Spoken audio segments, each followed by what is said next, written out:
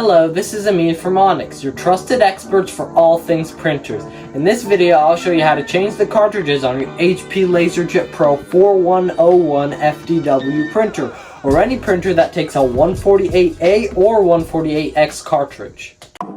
We are Onyx Imaging. We are the highest rated and most reviewed printer service center in Oklahoma. The first step is to turn on your printer and make sure it is connected to a power source. Then press your supply button and open the cartridge access door on the front of your printer like this.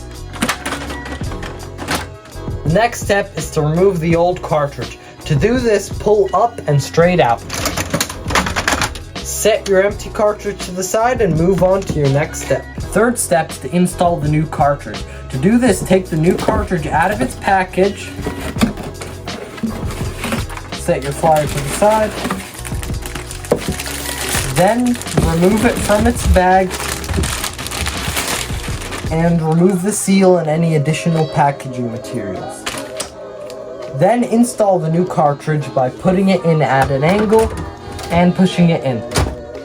Final steps to close the cartridge access door and wait for your printer to calibrate. This may take a few minutes. You can check the cartridge levels on the printer display or on your computer screen. The last step is to take your old cartridge, put it back in the bag, set it inside your box, put your protective cover inside the box, close the box, switch your ready-to-use card to the empty side, and now your cartridge is ready to be recycled. That's it, you have successfully changed the toner cartridge on your HP LaserJet Pro 4101 FDW. Thank you for watching this video and have a great day. Thank you for watching. If you're interested in how you can receive free labor on all of your service calls, as well as how to qualify for free printer upgrades, contact us today. We are here for all of your printer and office supply needs.